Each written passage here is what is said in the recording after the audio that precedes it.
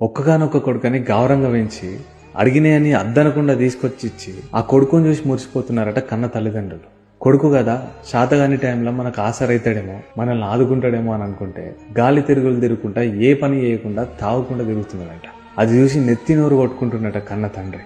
కొడుకని గౌరవంగా పెంచినా కదరా, రేపు పొద్దున కాట్లే కాలుతున్నా కానీ వచ్చి అగ్గిపెట్టే పరిస్థితులు కూడా ఉండేటట్లు లేడీడు అని చెప్పేసి బాధపడుతుంటే పెద్ద కూతురు, ఆ ఇంటి పెద్ద కూతురు తన తమ్ముని దగ్గరకు పోయి ఇట్లా అంటుందట, ఒక్కగానొక్క తమ్ముని అని చెప్పేసి నేను ఇప్పటికీ ఒక మాట కూడా అనలేనురా. నువ్వు ఇట్లా గాలి తిరుగులు తిరుగుతున్నావు, నీకు నేను ఒకటే ఒక మాట చెప్పాలనుకుంటున్నా. ఇది నీకు చెప్పాలని చెప్తలేనురా, చెప్తేనన్నా నా గుండెలో కొంచెం బరువన్న తగ్గుతుందేమో అని చెప్తున్నారా అని చెప్పి ఒక మాట అన్నాడంట.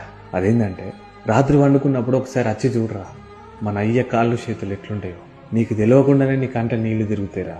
ఆ కళ్ళు తుడుచుకొని పొద్దున్నే లేచి వచ్చి అమ్మ కొంగు చూడరా, నేను ఇప్పుడు చెప్తున్న మాటల విలువేందో నీకు అర్థమవుతుంది అని చెప్పిందట. ఎందుకంటే అలా అయ్యే కాళ్ళు చేతులు చూస్తే పలిగిపోయి పొక్కులు వచ్చి ఉంటాయి. పొద్దున్నే లేచి వాళ్ళ అమ్మ కొంగు చూస్తే అయ్యో నా కొడుకు ఇట్లా అయిపోతున్నా అని చెప్పేసి ఇద్దరు రాత్రి ఏడిస్తే కళ్ళు దూడిచిందట వాళ్ళ అమ్మ కొంగుతోని. ఆ ఎండిన కొంగు మరకుంటుంది కదా, దాన్ని చూస్తే అర్థమవుతుంది ఆడికి. దాన్ని చూసినప్పుడు ఈమె ఇట్లా చెప్పిన మాటల విలువ తెలుస్తుందని అట్లా చూడమని చెప్పిందంట. అట్లా ఒక్కగానొక్క కొడుకని గౌరవంగా పెంచి గతి లేకుండా రోడ్డు మీద పడ్డ కన్న తల్లిదండ్రులు ఎంతోమంది ఉన్నారు, మస్తు మంది ఉన్నారు. వాళ్ళ బాధ దేవునికి అర్థం కావాలి.